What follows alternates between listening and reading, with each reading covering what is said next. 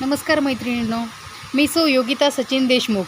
सखी कट्टा या यूट्यूब चॅनलमध्ये सर्वांचं खूप खूप स्वागत. तर आता थोड्याच दिवसामध्ये श्रावण महिना सुरू होत आहे.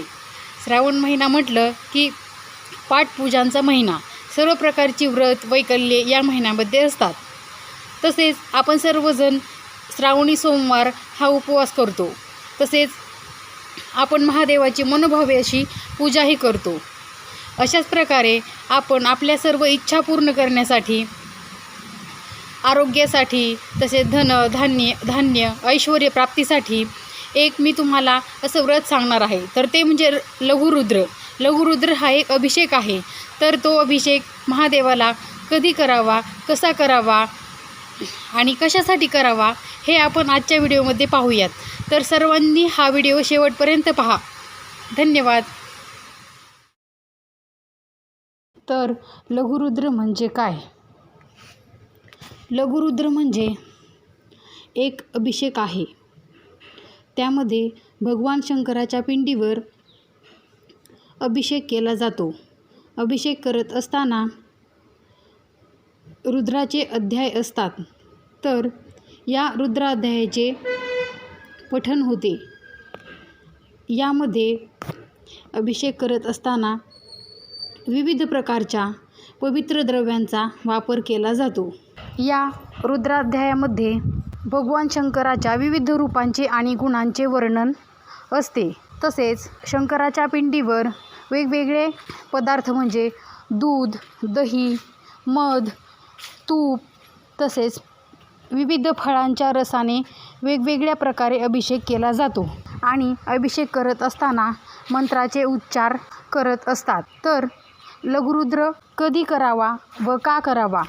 लघुरुद्र हा कोणत्याही सोमवारी किंवा अमावस्येला किंवा प्रदोष असतो त्यावेळीही करता येतो. सर्वात शुभ म्हणजे श्रावण महिना आत्ता सुरू होणार आहे. तर या श्रावण महिन्यामध्ये कोणत्याही सोमवारी महादेवाला अभिषेक करणे खूपच भाग्याचे समजले जाते. आणि का करावा? तर आपल्या वेगवेगळ्या प्रत्येकाच्या काही ना काहीतरी इच्छा असतात. तर आपली इच्छा पूर्ण होण्यासाठी आपण लघुरुद्र हा अभिषेक करत असतो. दुःख किंवा आपल्यावर काही जर संकट आले असेल, ही संकटे दूर होण्यासाठी आपण हा अभिषेक करत असतो. घरामध्ये समृद्धी भरभराटी येण्यासाठी तसेच सर्वांचे आरोग्य सुधारण्यासाठी हा अभिषेक केला जातो. लघुरुद्र अभिषेक आणि महारुद्र अभिषेक हे रुद्राभिषेकाचे दोन मुख्य प्रकार आहेत. महारुद्र अभिषेक लघुरुद्र अभिषेकापेक्षा मोठा असतो. महारुद्रामध्ये रुद्राध्याय असतात, ते अधिक वेळा पठण केले जाते आणि अभिषेकसुद्धा मोठ्या प्रमाणावर केला जातो.